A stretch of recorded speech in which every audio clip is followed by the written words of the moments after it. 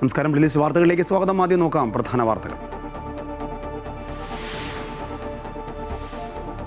രാജ്യത്തെ ആദ്യത്തെ സമഗ്ര തീവ്രവാദ വിരുദ്ധ നയം പ്രഹാർ പുറത്തിറക്കി കേന്ദ്ര ആഭ്യന്തര മന്ത്രാലയം. IS അടക്കമുള്ള ഭീകര സംഘടനകൾ ഇന്ത്യയെ ലക്ഷ്യമിടുന്നുവെന്നും ചില രാജ്യങ്ങൾ ഭീകരത ഉപകരണമാക്കുന്നുവെന്നും കേന്ദ്രം. ലഷ്കർ-ഇ തൊയ്ബ രാജ്യത്ത് വൻ സ്ഫോടനങ്ങൾക്ക് പദ്ധതിയിട്ടെന്ന് അറസ്റ്റിലായ ഭീകരൻ ഉമർ ഫറൂഖിന്റെ മൊഴി. അന്തർവാഹിനികളെ നേരിടാൻ പുതിയ പടക്കപ്പലുമായി നാവികസേന. തദ്ദേശീയമായി നിർമ്മിച്ച INS അഞ്ജദീപ് വെള്ളിയാഴ്ച രാജ്യത്തിന് സമർപ്പിക്കും.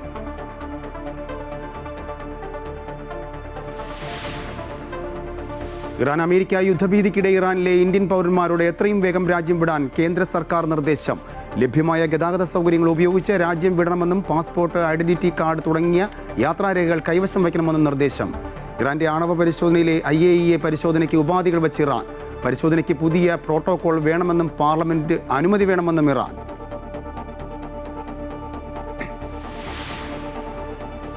UAE-യിൽ ചെറിയ പെരുന്നാൾ അവധി പ്രഖ്യാപിച്ചു. മാർച്ച് 19 മുതൽ 22 വരെ സർക്കാർ ജീവനക്കാർക്ക് അവധി. സ്വകാര്യ മേഖലയിലെ ജീവനക്കാരുടെ അവധി മാർച്ച് 19 മുതൽ 21 വരെ. റമദാൻ 30 ദിവസം പൂർത്തിയാക്കിയാൽ സ്വകാര്യ മേഖലയിലെ അവധി മാർച്ച് 19 മുതൽ 22 വരെ ആയിരിക്കും.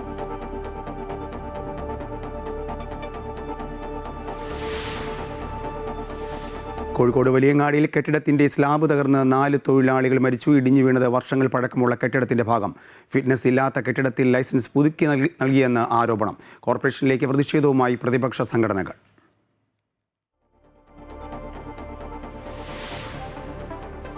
ശബരിമല സ്വർണ്ണക്കൊള്ളയിൽ നിയമസഭ സ്തംഭിപ്പിച്ച് പ്രതിപക്ഷം. ആചാരലംഘനത്തിന് കൂട്ടുനിൽക്കാത്തതിനാൽ സർക്കാർ പ്രതികാരം ചെയ്തുവന്ന തന്ത്രിയുടെ ആരോപണം ഏറ്റെടുത്ത് പ്രതിപക്ഷം. തന്ത്രിയുടെ കാര്യത്തിൽ പ്രതിപക്ഷം തന്ത്രം മെനയുന്നുവെന്ന് ഭരണപക്ഷം. തന്ത്രിക്ക് വേണ്ടി കോൺഗ്രസിൻ്റെയും BJPയുടെയും വക്കാലത്തെന്ന് MP രാജേഷ്.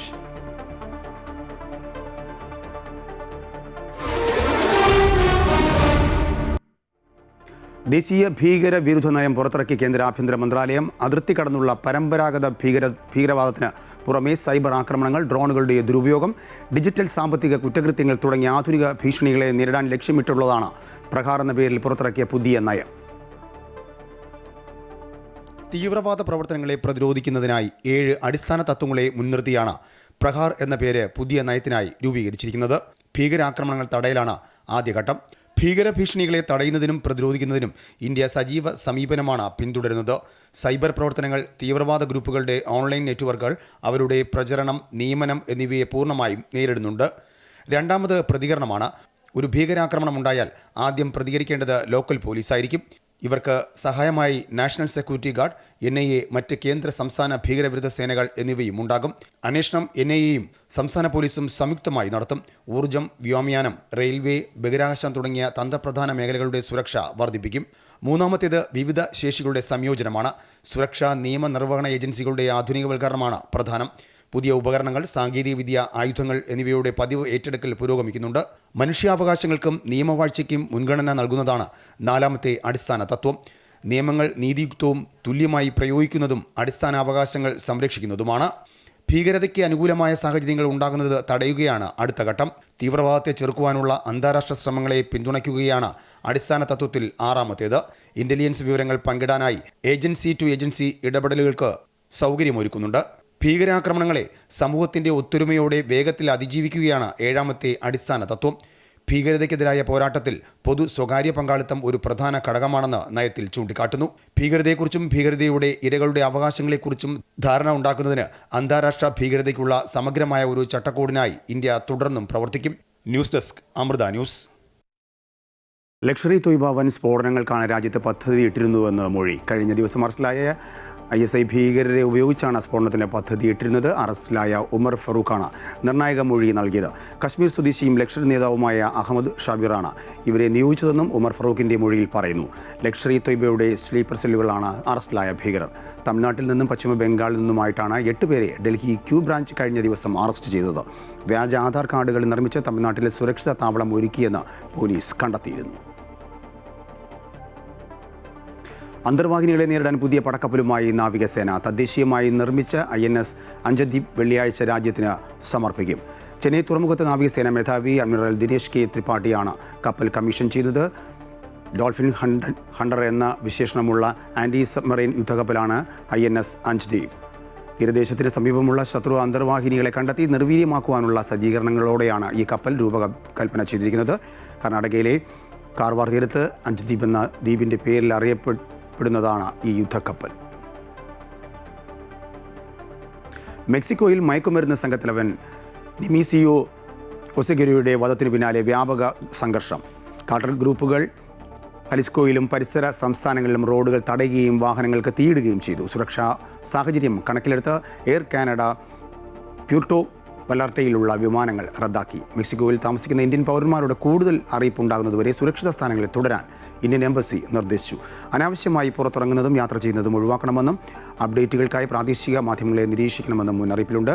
തദ്ദേശ സ്വയംഭരണ സ്ഥാപനങ്ങളുടെ നിർദ്ദേശങ്ങൾ പാലിക്കണമെന്നും ജനക്കൂട്ടം ഒഴിവാക്കണമെന്നും നിർദ്ദേശമുണ്ട്.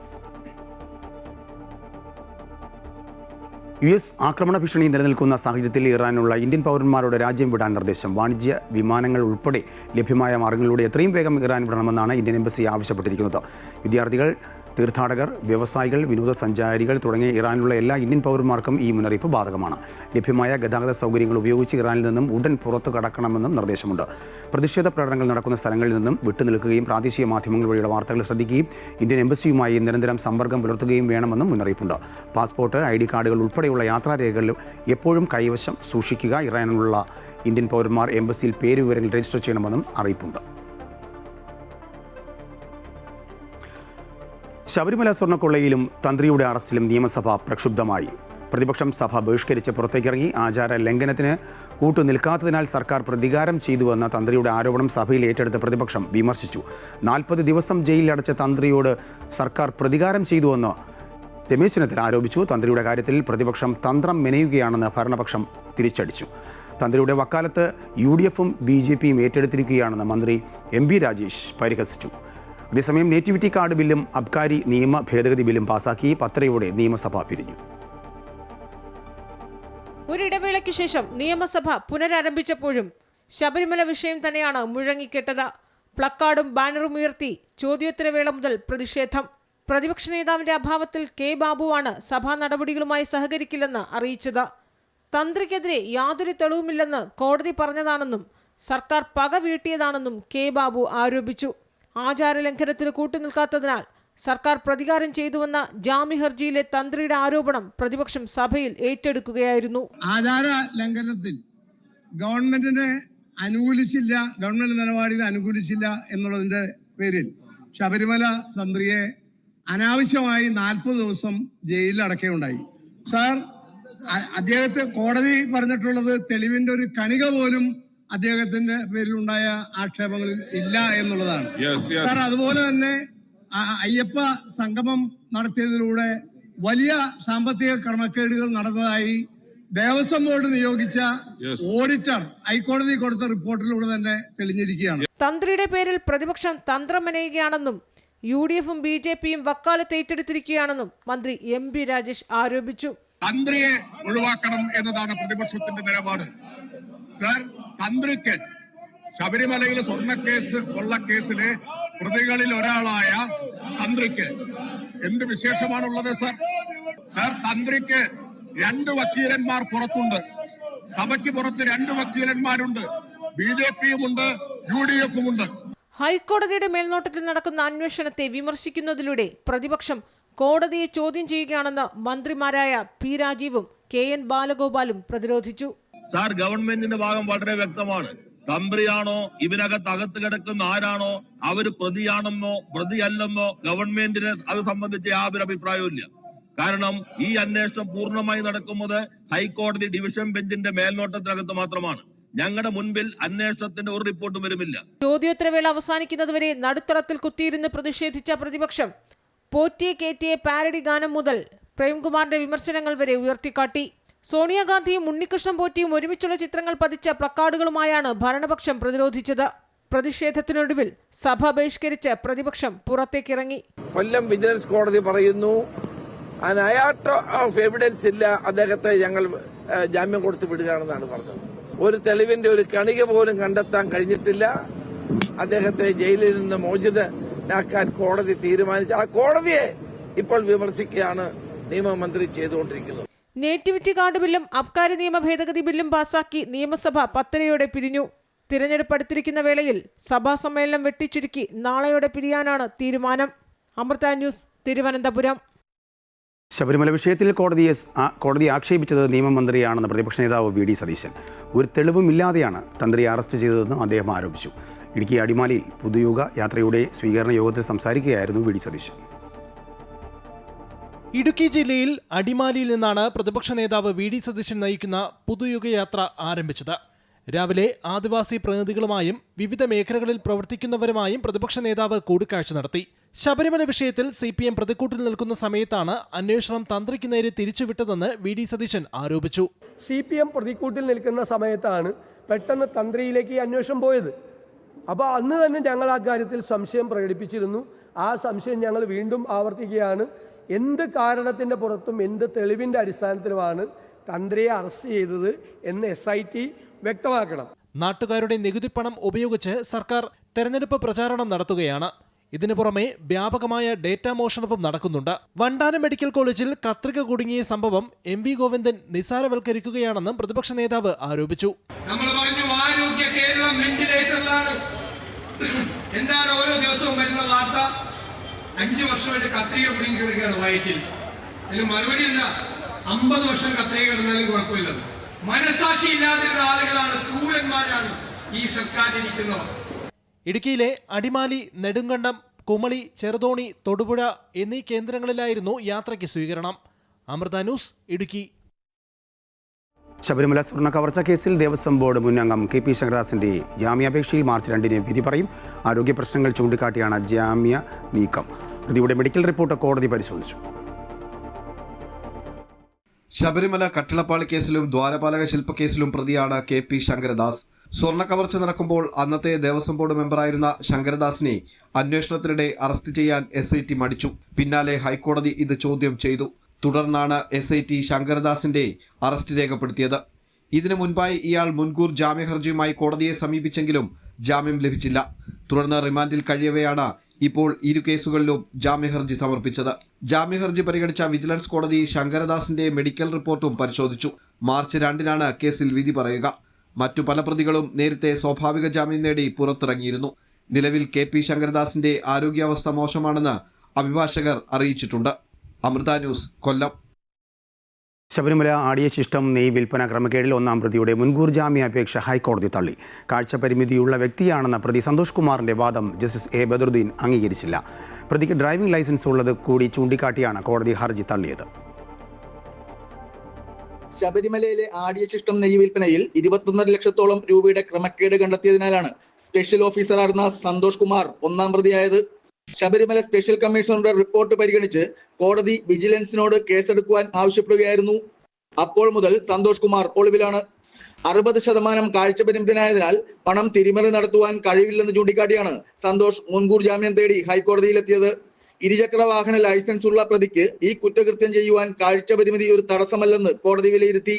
2025-26 മണ്ഡലകാലത്ത് നവംബർ 16 മുതൽ 31 വരെയുള്ള കാലയളവിൽ സ്പെഷ്യൽ ഓഫീസർമാരായ 3 പേർക്കും നെയ്യ് വിൽപ്പന നടത്തിയ 30 ശാന്തിമാർക്കുമെതിരെയാണ് വിജിലൻസ് കേസെടുത്തത്. 21 ലക്ഷത്തോളം രൂപയുടെ ക്രമക്കേട് ഓഡിറ്റ് വിഭാഗം കണ്ടെത്തിയിരുന്നു. കൗണ്ടറുകളിൽ നെയ്യ് പാക്കറ്റുകൾ എത്തിക്കുന്നതിനും കൃത്രിമം നടക്കുന്നില്ലെന്നും വിൽപ്പന തുക ദേവസ്വം അക്കൗണ്ടിൽ എത്തുന്നുണ്ടെന്നും ഉറപ്പുവരുത്തുന്നതിനും പ്രതിക്ക് ചുമതലയുണ്ടെന്ന് വിലയിരുത്തിയ കോടതി മുൻകൂർ ജാമ്യാപേക്ഷ തള്ളുകയായിരുന്നു. അമൃത ന്യൂസ്, കൊച്ചി. സർക്കാർ ജീവനക്കാരുടെ സ്വകാര്യ വിവരങ്ങൾ മുഖ്യമന്ത്രിയുടെ ഓഫീസ് ദുരുപയോഗം ചെയ്തു എന്നാരോപിച്ച് ഹൈക്കോടതിയിൽ ഹർജി. അനുവാദമില്ലാതെ വിവരങ്ങൾ കൈമാറിയത് സ്വകാര്യതാ ലംഘനമെന്നും ഫോൺ നമ്പർ ശേഖരിച്ചത് വ്യക്തികളുടെ അനുമതിയില്ലാതെയെന്നും ഹർജിക്കാർ പറയുന്നു. ഹർജി ഹൈക്കോടതി നാളെ പരിഗണിക്കും. തിരഞ്ഞെടുപ്പെടുത്തിരിക്കെ മുഖ്യമന്ത്രിയുടെ ഓഫീസിനെതിരെ ഗുരുതര ആരോപണമാണ് ഡാറ്റാ ചോർച്ചയുമായി ബന്ധപ്പെട്ട പ്രതിപക്ഷം ഉയർത്തുന്നത്. വിഷയത്തിൽ പ്രതിപക്ഷ സംഘടനകൾ നിലപാട് ശക്തമാക്കുന്നതിനിടെയാണ് സ്പാർക്കിൽ നിന്ന് മുഖ്യമന്ത്രിയുടെ ഓഫീസിന് വിവരങ്ങൾ കൈമാറിയത് സ്വകാര്യതയുടെ ലംഘനമെന്ന് ചൂണ്ടിക്കാട്ടി ഹൈക്കോടതിയിൽ ഹർജി എത്തിയിരിക്കുന്നത്. സർക്കാർ ജീവനക്കാർ സ്പാർക്കിൽ നൽകിയ വിവരങ്ങളിൽ നിന്ന് നിയമവിരുദ്ധമായി ഫോൺ നമ്പർ ശേഖരിച്ച് മുഖ്യമന്ത്രിയുടെ ഓഫീസ് ദുരുപയോഗം ചെയ്തുവെന്നാണ് ഹൈക്കോടതിയിലെ ഹർജിയിൽ പറയുന്നത്. മലപ്പുറം KTM കോളേജ് അസോസിയേറ്റ് പ്രൊഫസറായ doctor P. Rasheed Ahmed, secretariat ഉദ്യോഗസ്ഥൻ അനിൽകുമാർ KM എന്നിവരാണ് ഹർജിക്കാർ. കാലിക്കറ്റ് സർവകലാശാല സിൻഡിക്കേറ്റ് അംഗം കൂടിയാണ് റഷീദ് അഹമ്മദ്. സർക്കാർ സംവിധാനം ഉപയോഗിച്ച് ഒരു രാഷ്ട്രീയ പാർട്ടി തെരഞ്ഞെടുപ്പ് നേട്ടത്തിനായി വിവരങ്ങൾ ഉപയോഗിച്ചുവെന്നും ഹർജിക്കാർ വാദിക്കുന്നു. സർക്കാരിന്റെ നേട്ടങ്ങൾ പ്രചരിപ്പിക്കാനല്ല വ്യക്തികളുടെ വിവരങ്ങൾ സർക്കാരിന്റെ പ്രോജക്റ്റുകൾക്ക് നൽകുന്നത്. സുപ്രീം കോടതി വിധിക്ക് വിരുദ്ധമായാണ് സർക്കാർ നീക്കമെന്നും ഹർജിയിൽ വ്യക്തമാക്കുന്നു. പൗരന്റെ സ്വകാര്യത സംരക്ഷിക്കാൻ ഉത്തരവാദിത്തമുള്ള സർക്കാർ തന്നെ വിവരങ്ങൾ ചോർത്തിയെന്നും ഹർജിയിൽ പറയുന്നുണ്ട്. ഹർജി ഹൈക്കോടതി നാളെ പരിഗണിക്കും. വിവിധ വിഷയങ്ങളിൽ പ്രതിരോധത്തിലായ സംസ്ഥാന സർക്കാരിനെ സംബന്ധിച്ച് ഇക്കാര്യത്തിലുള്ള ഹൈക്കോടതി നിലപാട് നിർണായകമാണ്. അമൃത ന്യൂസ്, കൊച്ചി. പ്രധാനമന്ത്രി നരേന്ദ്രമോദി വീണ്ടും കേരളത്തിലേക്ക് NDA പ്രകടന പത്രിക പുറത്തിറക്കാൻ മാർച്ച് 6-ന് കൊച്ചിയിലെത്തും. സാമുദായിക നേതാക്കളുമായി ചർച്ചയ്ക്കും സാധ്യതയുണ്ടെന്ന വിവരമാണ് പുറത്തുവരുന്നത്. ജനുവരി 23-ന് പ്രധാനമന്ത്രി തിരുവനന്തപുരത്ത് എത്തിയിരുന്നു. ഇരു മുന്നണികൾക്കും ബദലായി കേരളത്തിൽ BJP ഉയർന്നു വന്നു കഴിഞ്ഞുവെന്ന് കേന്ദ്രമന്ത്രി കിരൺ റിജിജു. കേരളത്തിലെ ജനങ്ങൾ പ്രബുദ്ധരാണ്. മുൻകാലങ്ങളിൽ BJP മത്സരിച്ചത് സാന്നിധ്യം തെളിയിക്കാനാണ്. എന്നാൽ ഇത്തവണ ഭരണം പിടിക്കുമെന്നും അദ്ദേഹം പറഞ്ഞു. നിയമസഭാ തെരഞ്ഞെടുപ്പിൽ പത്മജ വേണുഗോപാൽ തൃശ്ശൂരിലും ശോഭാ സുരേന്ദ്രൻ പാലക്കാടും മത്സരിക്കുമെന്ന കാര്യത്തിൽ ധാരണയായി. ഇക്കാര്യത്തിൽ BJP ദേശീയ നേതൃത്വം ഇരുവർക്കും വ്യക്തമായ നിർദ്ദേശങ്ങൾ നൽകിയതായിട്ടാണ് സൂചന. കെ മുരളീധരനെതിരെ വട്ടിയൂർക്കാവിൽ പത്മജ വേണുഗോപാൽ മത്സരിക്കുമെന്ന് വാർത്തകളുണ്ടായിരുന്നു. എന്നാൽ പത്മജയ്ക്ക് കൂടുതൽ വിജയസാധ്യത തൃശൂരാണെന്ന വിലയിരുത്തലിന്റെ അടിസ്ഥാനത്തിലാണ് പാർട്ടിയുടെ തീരുമാനമെന്നാണ് സൂചന. സംസ്ഥാനത്ത് ആദ്യമായി BJP വിജയിച്ച ലോക്സഭാ മണ്ഡലമാണ് തൃശൂർ. പത്മജയ്ക്ക് സുരേഷ് ഗോപിയുടെ വിജയത്തിന്റെ തുടർച്ചയുണ്ടാകുമെന്നാണ് BJPയുടെ വിലയിരുത്തൽ. സുരേഷ് ഗോപിയുടെ പൂർണ്ണ പിന്തുണയുണ്ടെങ്കിൽ തൃശൂരിൽ മത്സരിക്കാമെന്ന് പത്മജ ദേശീയ നേതൃത്വത്തെ അറിയിച്ചിരുന്നു. വെള്ളിയാഴ്ച മുതൽ തൃശൂരിൽ പ്രചരണ രംഗത്തുണ്ടാകുമെന്നും പത്മജ പറഞ്ഞു. പ്രചരണത്തിന്റെ മുഴുവൻ ചുമതലയും സുരേഷ് ഗോപിയെ ഏൽപ്പിക്കണമെന്നും പത്മജ കൂട്ടിച്ചേർത്തു. മണ്ഡലത്തിൽ പൂർണ്ണ ശ്രദ്ധ നൽകുമെന്ന് സുരേഷ് ഗോപിയും ദേശീയ നേതൃത്വത്തെ അറിയിച്ചതായാണ് വിവരം. പാലക്കാട് മണ്ഡലത്തിൽ ശോഭാ സുരേന്ദ്രനെ മത്സരിപ്പിക്കാനാണ് കേന്ദ്ര നേതൃത്വത്തിന്റെ തീരുമാനം. 2016-ൽ പാലക്കാട് നിന്ന് ജനവിധി തേടിയ ശോഭ 40,000-ലധികം വോട്ടുകൾ നേടിയിരുന്നു. BJP അന്ന് മണ്ഡലത്തിൽ 2ാം സ്ഥാനത്ത് എത്തുകയും ചെയ്തു. സ്ഥാനാർത്ഥി പട്ടികയിൽ 6 മണ്ഡലങ്ങളിൽ ശോഭാ സുരേന്ദ്രന്റെ പേരുണ്ടായിരുന്നു. നേമം, കഴക്കൂട്ടം, മഞ്ചേശ്വരം പോലെ BJPയുടെ A ക്ലാസ് മണ്ഡലങ്ങളിലൊന്നാണ് പാലക്കാട്. പ്രത്യേക സാഹചര്യത്തിൽ വിജയം ശോഭയ്ക്കൊപ്പം നിൽക്കുമെന്നാണ് BJPയുടെ കണക്കുകൂട്ടൽ. അമൃത ന്യൂസ്, തൃശൂർ. കോഴിക്കോട് വലിയങ്ങാടിയിൽ കെട്ടിടത്തിന്റെ കോൺക്രീറ്റ് സൺഷെയ്ഡ് തകർന്നു വീണ് 4 പേർക്ക് ദാരുണാന്ത്യം. തൊഴിലാളികളായ അഷ്റഫ്, ജബ്ബാർ, ബഷീർ, വിനോദ് എന്നിവരാണ് മരിച്ചത്. 3 പേരെ അപകടം നടന്ന ഉടൻ തന്നെ ആശുപത്രിയിൽ എത്തിച്ചുവെങ്കിലും മരണം സംഭവിക്കുകയായിരുന്നു. കോഴിക്കോട് മെഡിക്കൽ കോളേജിൽ ചികിത്സയിൽ ഇരിക്കെയാണ് വിനോദ് മരണപ്പെടുന്നത്. കാലപ്പഴക്കത്താൽ ജീർണിച്ച പൊളിച്ചുമാറ്റാൻ നോട്ടീസ് നൽകിയ ബീച്ചിലെ പഴയ പാസ്പോർട്ട് ഓഫീസിന്റെ സ്ലാബാണ് തകർന്നു വീണത്. കെട്ടിടത്തിന് 50 വർഷത്തിലേറെ പഴക്കമുണ്ടെന്നാണ് വലിയങ്ങാടിയിലെ തൊഴിലാളികൾ പറയുന്നത്. കെട്ടിടത്തിന് പുറത്ത് വിശ്രമിക്കുകയായിരുന്ന തൊഴിലാളികളുടെ ദേഹത്തേക്കാണ് സൺഷെയ്ഡ് തകർന്നു വീണത്. ബഷീർഖാൻ, അത്തോളി ബഷീർഖാൻ, മൂപ്പര ജോലിക്കാർ 2 ആൾ, ഒന്ന് അഷ്റഫ്, ഒന്ന് വിനോദ്. ഇവരൊക്കെ ഇപ്പോൾ അത്തോളി ഭാഗത്തുള്ള ആളുകളാണ്. പിന്നെ ഒന്ന് ഇവിടെ ഈ ഗോഡൗണിലെ ഒരു ജബ്ബാർ എന്ന് പറഞ്ഞ ഒരാളാണ്, ഒരു ചക്കോടുള്ളൊരു തൊഴിലാളി. ഇവിടുത്തെ വോട്ടറാണ്. ഒരു 5 പേരാണ് ഇവിടുന്ന് കിട്ടിയിട്ടുള്ളത്. എത്ര കാലമായി ഇപ്പം പൊളിക്കാൻ നോട്ടീസ് നൽകിയിട്ട്? പൊളിക്കാൻ തുടങ്ങിയ വർഷങ്ങളായി, ഒരു 5-10 വർഷം ഏകദേശം ആയിട്ടുണ്ട്. ബാക്കി എല്ലാവരും ഒഴിഞ്ഞു പോയിട്ടുണ്ടോ ഇതിനകത്ത്? ഇല്ല, ഒന്നും ഒഴിഞ്ഞു പോയിട്ടൊന്നുമില്ല. ഇതിൽ 3-4 സർട്ടിഫിക്കറ്റ് ലോക്കായിരുന്നല്ല. ബാക്കിയുള്ള എല്ലാ ഗോഡൗണുകളും ഇവിടെ പ്രവർത്തിക്കുന്നുണ്ട്. കോർപ്പറേഷനിക്ക് വാടക കിട്ടുന്നുണ്ട്. എനിക്കതാണ് ആവശ്യം, ജനങ്ങളുടെ വിഷയമല്ല. തകർന്നു വീണ കോൺക്രീറ്റ് സ്ലാബുകൾക്കിടയിൽ കുടുങ്ങിപ്പോയവരെ മറ്റ് തൊഴിലാളികളും ഫയർഫോഴ്സും ചേർന്ന് രക്ഷപ്പെടുത്തി ആശുപത്രിയിലേക്ക് മാറ്റുകയായിരുന്നു. അഷ്റഫ്, ജബ്ബാർ, ബഷീർ എന്നിവരാണ് മരിച്ചത്. ചികിത്സയിലിരിക്കെ വൈകുന്നേരത്തോടെ വിനോദും മരണപ്പെട്ടു. അബ്ദുൾ റഷീദ് ചികിത്സയിലാണ്. പഴയ പാസ്പോർട്ട് ഓഫീസ് കൂടിയായിരുന്ന ഈ കെട്ടിടത്തിൽ ഇപ്പോൾ വ്യാപാര കേന്ദ്രങ്ങളും ഗോഡൌണുകളുമാണ് പ്രവർത്തിക്കുന്നത്. ഏകദേശം 50 മീറ്ററോളം കോൺക്രീറ്റ് സ്ലാബ് തകർന്നു വീണിട്ടുണ്ട്. 2 സ്കൂട്ടറുകളും സ്ലാബിനടിയിൽപ്പെട്ടു. യാതൊരു മെയിൻ്റനൻസ് വർക്കും ചെയ്യാത്ത കാലാഹരണപ്പെട്ട കെട്ടിടത്തിൽ 2 ആഴ്ച മുൻപും പുതിയ ഷോപ്പിന് അനുമതി നൽകിയിരുന്നു. കെട്ടിടത്തിന്റെ അടിത്തട്ടിൽ വിള്ളലുകൾ രൂപപ്പെട്ടിട്ടുണ്ട്. ഫിറ്റ്നസ് ഇല്ലാത്ത കെട്ടിടത്തിൽ ലൈസൻസ് പുതുക്കി നൽകുന്നത് ഭരണകൂടവും ഉദ്യോഗസ്ഥ തലത്തിലുമുള്ള അഴിമതിയുടെ ഭാഗമാണെന്ന ആരോപണവുമായി പ്രതിപക്ഷവും രംഗത്തെത്തിക്കഴിഞ്ഞു. ഫിറ്റ്നസ് ഇപ്പോൾ ഇവർ പറയുന്ന ലൈസൻസ് പുതുക്കി കിട്ടിയിട്ടുണ്ടെന്നാണ് പറയുന്നത്. പുതിയൊരു സ്ഥാപനം ഉദ്ഘാടനത്തിന് റെഡിയാക്കി വെച്ചിട്ടുമുണ്ട്, ഇവിടെ കാണുന്നതാണ്. അപ്പോൾ ഇത് ലൈസൻസ് പുതുക്കി കൊടുക്കുന്നതുകൊണ്ടാണല്ലോ ഇത് സംഭവിക്കുന്നത്. ഫിറ്റ്നസ് ഇല്ലാത്ത കെട്ടിടത്തിൽ ഒരിക്കലും ലൈസൻസ് പുതുക്കി കൊടുക്കാൻ പാടില്ല.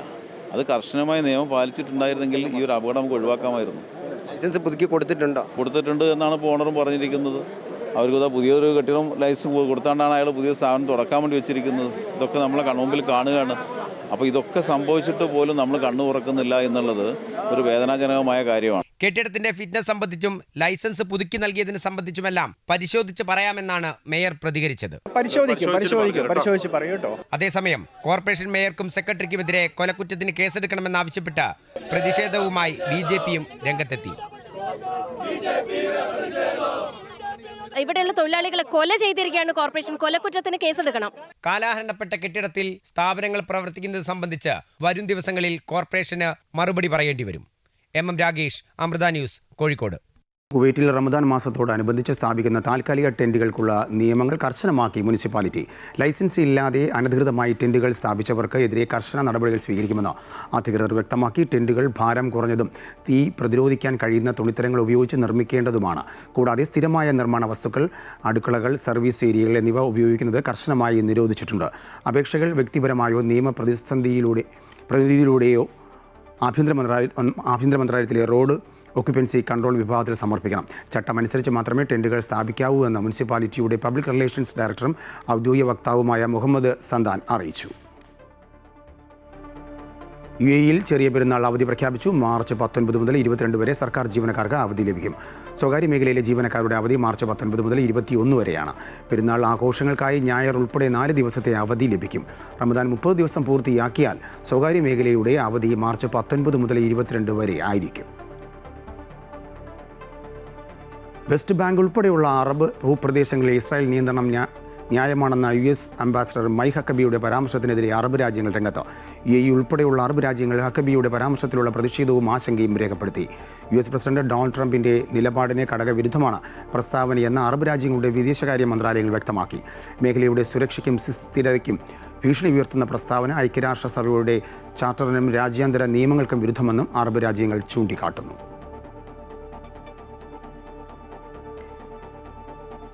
കുവൈറ്റിൽ ഉപഭോക്താക്കൾക്ക് നറുക്കെടുപ്പ് വഴി സമ്മാനം വിതരണം ചെയ്യുന്ന പദ്ധതി പുനരാരംഭിക്കുവാൻ ബാങ്കുകൾ തയ്യാറെടുക്കുന്നു. ഇതിനായി കുവൈറ്റ് സെൻട്രൽ ബാങ്കിൽ നിന്നും വാണിജ്യ വ്യവസായ മന്ത്രാലയത്തിൽ നിന്നും ആവശ്യമായ എല്ലാ അനുമതികളും ലഭിച്ചതായി കുവൈറ്റ് ബാങ്കിംഗ് അസോസിയേഷൻ പ്രഖ്യാപിച്ചു. ഈദുൽ ഫിത്തർ അവധിക്ക് ശേഷമായിരിക്കും നറുക്കെടുപ്പ് പദ്ധതി പുനരാരംഭിക്കുക. കഴിഞ്ഞ വർഷം നറുക്കെടുപ്പിൽ കൃത്രിമം കണ്ടെത്തിയതിനെ തുടർന്നാണ് രാജ്യത്തെ വിവിധ നറുക്കെടുപ്പ് സമ്മാന പദ്ധതികളും വാണിജ്യ മന്ത്രാലയം നിർത്തിവച്ചത്. ഗൾഫ് ബാങ്ക്, കൊമേഴ്ഷ്യൽ ബാങ്ക് എന്നിവ ഉപഭോക്താക്കൾക്ക് 1 ദശലക്ഷം മുതൽ 2 ദശലക്ഷം ദിനാർ വരെ മൂല്യമുള്ള മെഗാ സമ്മാനങ്ങളായിരുന്നു കഴിഞ്ഞ വർഷങ്ങളിൽ നൽകി വന്നിരുന്നത്. ദുബായിലെ പ്രധാന റോഡുകളിലൊന്നായ ഹെസ സ്ട്രീറ്റിൻ്റെ 2ാം ഘട്ട വികസന പ്രവർത്തനങ്ങൾക്ക് ദുബായ് RTA അനുമതി നൽകി. പദ്ധതി പൂർത്തിയാകുന്നതോടെ 24 മിനിറ്റ് യാത്രാസമയം 5 മിനിറ്റായി കുറയും. Dubai media city, internet city അടക്കമുള്ള പ്രധാന പ്രദേശങ്ങൾക്കും GVC, അൽബർഷ എന്നീ താമസയിടങ്ങൾക്കും പദ്ധതി ഗുണം ചെയ്യും. 8835 മീറ്റർ നീളം വരുന്ന പാലങ്ങളും 480 മീറ്റർ ദൈർഘ്യമുള്ള തുരങ്കപാതയും ഉൾപ്പെടുന്നതാണ് പദ്ധതി. Dubai Hills, Dubai Motor City എന്നിവിടങ്ങളെ ബന്ധിപ്പിച്ചുകൊണ്ട് 10 കിലോമീറ്ററിലേറെ നീളം വരുന്ന സൈക്ലിംഗ് ട്രാക്കും വികസന പദ്ധതിയിൽ ഉൾപ്പെടുന്നു. 10 താമസ കേന്ദ്രങ്ങളിൽ ഉൾപ്പെടുന്ന 6.5 ലക്ഷത്തിലേറെ താമസക്കാർക്കും ഹെസ സ്ട്രീറ്റ് 2ാം ഘട്ട വികസന പദ്ധതി ഗുണം ചെയ്യുമെന്ന് Dubai road and transport authority അറിയിച്ചു. പദ്ധതിയുടെ ആദ്യഘട്ടത്തിൻ്റെ നിർമ്മാണം ഏപ്രിൽ മാസത്തോടെ പൂർത്തിയാകും. ലൈസൻസ് ഇല്ലാതെ സംഭാവന സ്വീകരിക്കുന്നവർക്കെതിരെ കർശന നിയമ നടപടിയുമായി UAE.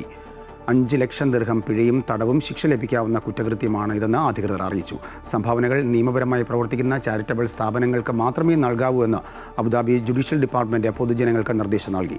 സമൂഹ മാധ്യമങ്ങൾ വഴി പ്രചരിക്കുന്ന അപരിചിത ലിങ്കുകൾ വഴി സംഭാവനകൾ നൽകരുതെന്നും അധികൃതർ ഓർമ്മിപ്പിക്കുന്നു. സേവന പ്രവർത്തനങ്ങൾക്കെന്ന പേരിൽ വ്യക്തിപരമായി സംഭാവനകൾ സ്വീകരിക്കുന്നതും വിലക്കിയിട്ടുണ്ട്. ലോകത്തിലെ ഏറ്റവും മനോഹരമായ കെട്ടിടമെന്ന വിശേഷണമുള്ള ദുബായിലെ മ്യൂസിയം ഓഫ് ദി ഫ്യൂച്ചർ 5ാം വയസ്സിലേക്ക് കടക്കുന്നു. 2022 ഫെബ്രുവരി 22-നാണ് മ്യൂസിയം ഓഫ് ദി ഫ്യൂച്ചർ പൊതുജനങ്ങൾക്ക് തുറന്നുകൊടുത്തത്. ദുബായ് സന്ദർശകരുടെയും താമസക്കാരുടെയും മനം കവർന്ന ഈ അത്ഭുത നിർമ്മിതി കാണാൻ ഇതിനകം 50 ലക്ഷത്തിലേറെ സന്ദർശകരാണ് എത്തിയത്. എഞ്ചിനീയറിംഗ് അത്ഭുതമാണ് ദുബായിലെ Museum of the Future. UAE vice പ്രസിഡന്റും പ്രധാനമന്ത്രിയും ദുബായ് ഭരണാധികാരിയുമായ Sheikh Mohammed bin Rashid Al മക്തൂമിന്റെ കവിതകൾ അറബിക് കാലിഗ്രാഫിയിൽ ആലേഖനം ചെയ്ത 1024 പാനലുകളാണ് ഈ അത്ഭുത നിർമ്മിതിയുടെ പുറം കാഴ്ചയ്ക്ക് മിഴിവേകുന്നത്. ദുബായിലെ ഏറ്റവും പ്രധാന പാതയായ ഷെയ്ഖ് സായിദ് റോഡിനരികിൽ പ്രശസ്തമായ ദുബായ് വേൾഡ് ട്രേഡ് സെന്ററിന് സമീപമാണ് 77 മീറ്റർ ഉയരമുള്ള മ്യൂസിയം ഓഫ് ദ ഫ്യൂച്ചർ എന്ന വിസ്മയ നിർമ്മിതി തലയുയർത്തി നിൽക്കുന്നത്. വിനോദസഞ്ചാര കേന്ദ്രം എന്നതിലുപരി 600-ലേറെ ആഗോള സമ്മേളനങ്ങൾക്കും നിരവധി വിദ്യാഭ്യാസ പരിപാടികൾക്കും മ്യൂസിയം ഓഫ് ദ ഫ്യൂച്ചർ വേദിയായിട്ടുണ്ട്. നിരവധി രാഷ്ട്രത്തലവന്മാരും മന്ത്രിമാരും ആഗോള പ്രശസ്തരായ വ്യക്തികളും ഇവിടെ സന്ദർശനം നടത്തി കഴിഞ്ഞു. കഴിഞ്ഞ വർഷം മാത്രം 9 രാഷ്ട്രത്തലവന്മാരാണ് മ്യൂസിയം ഓഫ് ദ ഫ്യൂച്ചറിൽ എത്തിയത്. ദുബായ് കിരീടാവകാശിയും UAE ഉപപ്രധാനമന്ത്രിയും പ്രതിരോധ മന്ത്രിയുമായ Sheikh Hamdan bin Mohammed bin Rashid Al മക്തൂമിന്റെ നിർദ്ദേശപ്രകാരം World Preservation Lab and Biovault അധികം വൈകാതെ മ്യൂസിയം ഓഫ് ദ ഫ്യൂച്ചറിന്റെ ഭാഗമാകും. വംശനാശ ഭീഷണി നേരിടുന്ന ജീവികളെ സംരക്ഷിക്കുക, ജൈവ വൈവിധ്യം നിലനിർത്തുക എന്നീ ലക്ഷ്യങ്ങളോടെയാണ് ഈ കേന്ദ്രം പ്രവർത്തിക്കുക. 4 വർഷങ്ങൾക്കകം 1/2 കോടിയിലേറെ സന്ദർശകരെയാണ് Dubai Museum of the Future സ്വീകരിച്ചത്. Amrita news, Dubai. സൗദി ഭരണാധികാരി സൽമാൻ രാജാവിൻ്റെ നിർദ്ദേശപ്രകാരം വിവിധ കേസുകളിൽ ശിക്ഷിക്കപ്പെട്ട തടവുകാർക്ക് അനുവദിച്ച പൊതുമാപ്പ് നടപടികൾ സൗദി ആഭ്യന്തര മന്ത്രാലയം ആരംഭിച്ചു. പൊതു അവകാശ കേസുകൾ ഉൾപ്പെട്ട് ജയിലിൽ കഴിയുന്ന സ്വദേശികൾക്കും പ്രവാസികൾക്കും ഇതിൻ്റെ ആനുകൂല്യം ലഭിക്കും. തടവുകാരെ എത്രയും വേഗം മോചിപ്പിക്കുവാനും അവർക്ക് കുടുംബത്തോടൊപ്പം ചേരുവാനുമുള്ള അവസരമൊരുക്കാനും മന്ത്രാലയം ബന്ധപ്പെട്ട ഉദ്യോഗസ്ഥർക്ക് നിർദ്ദേശം നൽകി. കുവൈറ്റിലെ 20 ലക്ഷം ദിനാറിന്റെ സ്വർണം കവർന്ന കേസിൽ ജ്വല്ലറി ജീവനക്കാരൻ അറസ്റ്റിലായി. കുവൈറ്റ് സിറ്റിയിൽ പ്രവർത്തിക്കുന്ന ജ്വല്ലറിയുടെ മാനേജറായ ഏഷ്യൻ പ്രവാസിയാണ് അറസ്റ്റിലായത്. സ്റ്റോക്കിലുണ്ടായ കുറവ് കണ്ടെത്തിയതിനെ തുടർന്ന് ജ്വല്ലറി ഗ്രൂപ്പ് ഉടമയുടെ പരാതിയുടെ അടിസ്ഥാനത്തിൽ നടത്തിയ അന്വേഷണത്തിലാണ് ഇയാൾ പിടിയിലായത്. ബില്ലുകളിൽ കൃത്രിമം നടത്തി ഏകദേശം 20 ലക്ഷത്തോളം ദിനാർ വില വരുന്ന സ്വർണ്ണാഭരണങ്ങൾ താൻ അപഹരിച്ചതായി പ്രതി അന്വേഷണ ഉദ്യോഗസ്ഥരോട് സമ്മതിച്ചതായി സുരക്ഷാ വൃത്തങ്ങൾ അറിയിച്ചു. മോഷ്ടിച്ച ആഭരണങ്ങൾ വിറ്റ പണത്തിൻ്റെ ഒരു ഭാഗം ഹവാല വഴി നാട്ടിലേക്ക് കടത്തിയതായും ബാക്കി സ്വർണ്ണ ബാറുകളായി സൂക്ഷിച്ചു വച്ചിരിക്കുകയാണെന്നും ഇയാൾ അറിയിച്ചു. ഇയാൾ ഏത് രാജ്യക്കാരനാണെന്ന് വ്യക്തമാക്കിയിട്ടില്ല. സൗദിയിലെ അൽ ഖസീമിൽ KMCC, SIC, ഉനൈസ സെൻട്രൽ കമ്മിറ്റികൾ സംയുക്തമായി ഖസീമിലെ ഏറ്റവും വലിയ സമൂഹ നോമ്പുതുറ ജസീറ ഓഡിറ്റോറിയം ഗ്രൗണ്ടിൽ ഒരുക്കി. സാമൂഹിക സാംസ്കാരിക രംഗത്തെ പ്രമുഖർ ഇഫ്താറിൽ പങ്കെടുത്തു. സ്വദേശികളുടെയും വിദേശികളുടെയും സഹകരണത്തോടെയാണ് സംയുക്തമായ ഇഫ്താർ സംഘടിപ്പിച്ചത്. സയ്യിദ് അബ്ദുൽ റഹ്മാൻ ജംലുലൈലി തങ്ങൾ റമദാൻ പ്രബോധനം നടത്തി.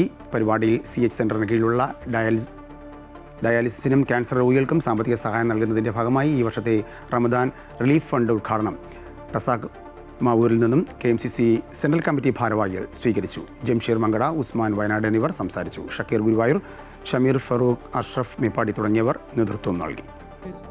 ഭാരതീയ സംസ്കാരത്തിലെ സ്ത്രീ ശാക്തീകരണവും ഗൃഹസ്ഥാശ്രമവും എന്ന വിഷയത്തിൽ പ്രഭാഷണം നടത്തുമ്പോഴാണ് മാതൃത്വം എന്നത് ഇന്ത്യയിലെ സ്ത്രീ ശാക്തീകരണത്തിന്റെ കാതലെന്ന് ബ്രഹ്മചാരി മോക്ഷാമൃത ചൈതന്യ പറഞ്ഞത്.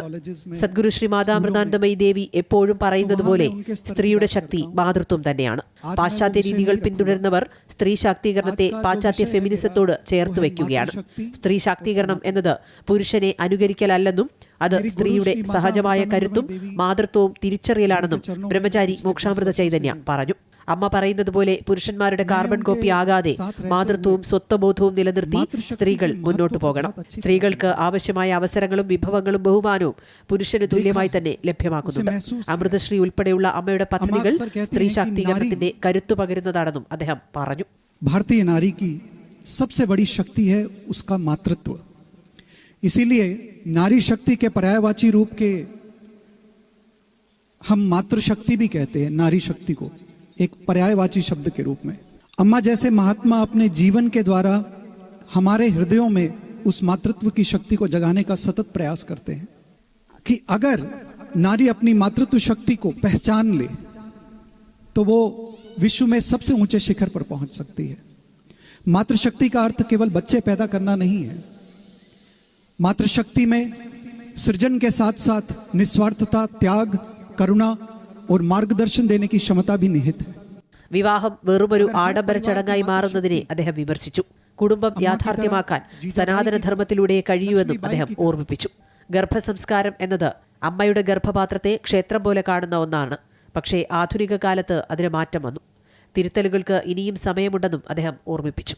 അമൃത ന്യൂസ്, ന്യൂഡൽഹി. ഇതോടുകൂടി വാർത്താ ബുള്ളറ്റിൻ പൂർണ്ണമാകുന്നു. കൂടുതൽ വാർത്തയ്ക്കായി അമൃത ന്യൂസ് യൂട്യൂബ് കാണുക.